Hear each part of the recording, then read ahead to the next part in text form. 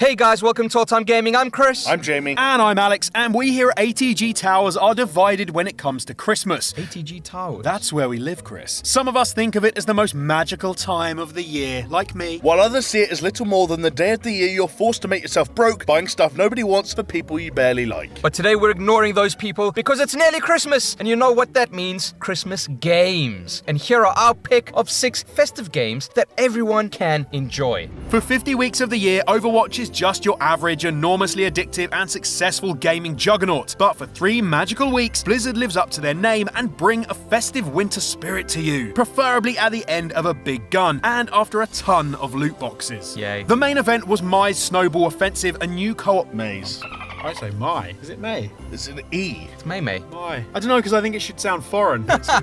May. All right. The main event was May's Snowball Offensive, a new co-op brawl mode where you and your squad of Ice Queens must eliminate the opposing team with one-shot snowballs. It takes place in a reskinned eco point and the tense nature of a PG-13, I don't know what that says. Instajib. Instajib. What the f*** is an instajib? It's like The one shot yeah, kill like from Quake like days. Doom, yeah. Quake, Doom and Quake. yeah. Instajib. Yeah, because jib is when like someone like blows up into little And bits. giblets. And insta-jib means like in one shot you like insta-jib. Later that same evening. Not when I played Quake, it weren't. No one was yelling about giblets. Were you playing Quake online and doing Quake LAN matches and stuff like that? The following Thursday, I think even in the game, it's like when you one-shot someone, it goes insta-jib. How, when you say back in the old, when are you talking? 12 o'clock midnight. No, it didn't. It said insta-kill.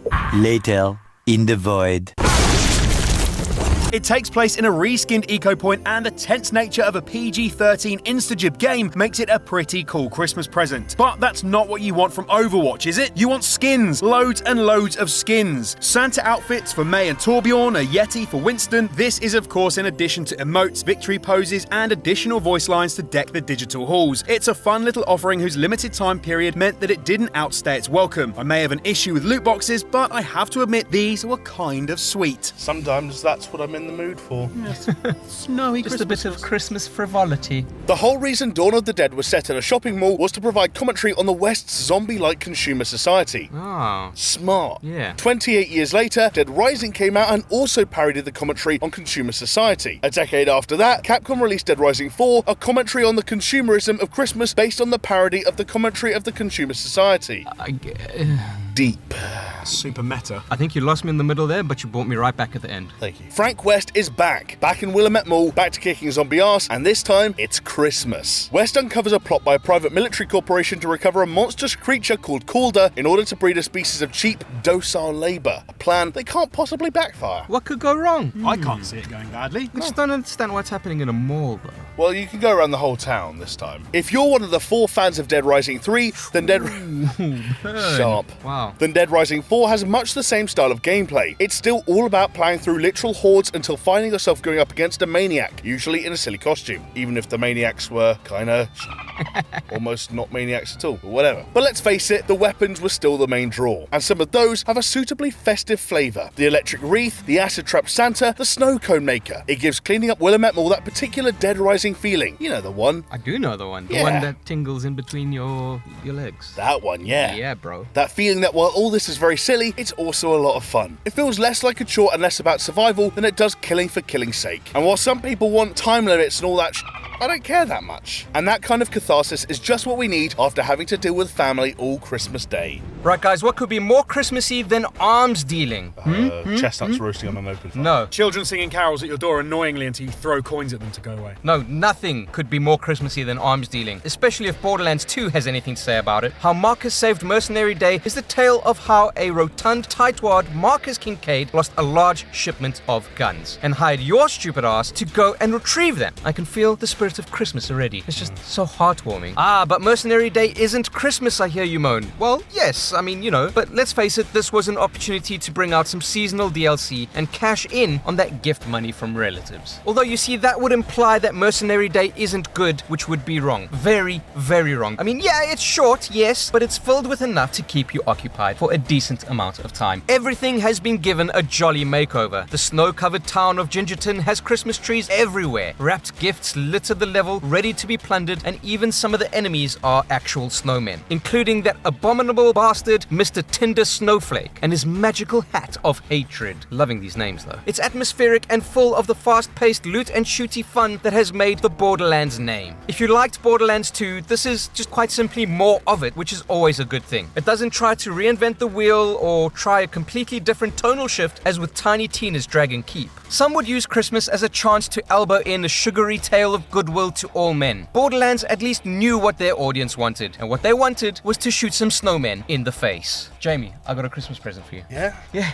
I'm dancing! I'm dancing. For those who like their festivities spent methodically clicking on every square inch of the screen, there is Sam and Max Ice Station Santa. Oh, I love Sam and Max. The first episode of Season 2 in Telltale Games is telling of the iconic gaming duo. There's something wrong at the North Pole, and for some reason, the only people who can help are an anthropomorphic dog and a deformed rabbit. I mean, seriously, look at this guy. He's totally Max's little weird squish head funny body. Don't be mean! It's full of the same nonsensical Sam and Max humour that we've come to expect. For example, the game opens with Sam suspecting the goldfish of attempting to overthrow Max's presidency. Before he can be dealt with though, he's vaporised by a robot sent by Santa. What the is going on? It's just your typical Sam and Max Christmas adventure. Never mind all that though, because shortly afterwards the bizarre duo are off to the North Pole to find jolly old St. Nick going nuts. As in full-on sniper in the bell tower nuts. According to video game logic, he's clearly possessed, and now you must collect the various doodads to perform an exorcism. It's your typical point-and-click adventure mixed with a bit of devilly, demony, exorcistiness. Yes. I love that bit when Santa Claus comes downstairs when his mum's playing the piano and pisses himself. The banter between Sam and Max is on point, the more adult-themed jokes hit their mark, and the graphics are a more polished representation of their 2D predecessors. The festive puzzles are challenging to engage for a few hours, but without outstaying their welcome. But what do you think about point-and-click adventures? Outdated or a welcome distraction to the incessant noise of grim shooters? Let us know in the poll up above and in the comments down below. To be fair, something has always put me off about Santa. In any other universe, he'd be arrested as a John Doe-style home intruder. Instead, we lay out biscuits and milk for the creepy son of a bitch. You spend your whole life being told by your mum to watch out for creepy old men with beards. But once a year, this guy's gonna break into your house, give him something to eat. Well, Viscera Cleanup Detail knows the score, predicting one day he'll snap and go on a rampage. And guess who has to clean it up? The brightly decked halls splashed with blood, the dismembered elves in their jaunty little outfits. It's all so horrifyingly festive, but it's fairly unique in the landscape. When Overwatch goes too sugary and Dead Rising 4 too violent and snarky, Viscera Cleanup Detail goes down a different path. The path of the decidedly unmerry aftermath. Someone had to do a game about the cleanup. And if ever there was going to be a game about the cleanup, it would be Viscera Cleanup Detail. Developed by South Africans, I'll have you know. Hey, shout out to all my Afrikaans brothers out there. Word up, butties. I can't say I'm all that mad, to be honest. I'm well known for liking Euro Truck Simulator, so this seems exactly like my sort of thing. Putting on a podcast, switching off my brain, and just getting down to work. It's extremely relaxing, in the same way that having a good spring clean can make you feel as if you've accomplished something. Hate spring cleaning. Of course, the reality is, in Viscera Cleanup Detail, you haven't really done the thing. I mean, if anything, you've just put off tidying your own place so you can tidy a digital house. But we're not here to judge. Santa's rampage is fun and probably less disturbing than sitting near your handsy aunt at Christmas lunch. So if anything, you're ahead. Alright guys, it's my favourite time of the year. Probably your least favourite time of the year. Ramadan. Let's talk about Dota. Can I just not listen? No, you need to give your professional bants after each paragraph. That's how this works, Jamie. Yes, that's right, I'm talking about Festive, one of the best Christmas themes events of any game, period, full stop. Because I can't wait to dive back in when it comes along this year. Festive sounds like the medical name for frostbite on your dick. Ugh. In Dota lore, Festive is the traditional midwinter celebration where Radiant and Dire characters put aside their differences, play games, and exchange gifts. Maybe have a little bit of candy in between. Are all those gifts just hats? Yes. In 2013, Valve commemorated this with a new game mode called Wraith Night. On Festive Eve, 5 players teamed up to defeat 13 waves of creeps while making sure the Skeleton King survives long enough to become a Wraith, and so lay to rest the Skeleton King and hello Wraith King. And never was Dota the same again. Jesus, you even have Festive Eve. Do you have Froxing Day? So basically keeping the spirit of Christmas alive by resurrecting the dead. Well, I mean, it worked for Jesus, right? Oh yeah, roll away the stone. Yeah. This year, however, Valve has decided it couldn't be bothered with the development game and thrown it out to the fans to deal with. That's right, outsourcing development of their own game. Amateur developers have been given the chance to develop a Festive game mode of their own, but guys, the winner will have their work showcased and net a $30,000 surprise to boot. That would make a tidy little Christmas gift if ever there was one. Like I said, they're lazy, they're outsourcing it, but at least they're giving something back, so it's okay. It's At okay. least they're giving back in the region 0.1% of the revenue they'll make over the Christmas period. Yeah. You've just watched a video. There's another video over there, and there's a comment box downstairs.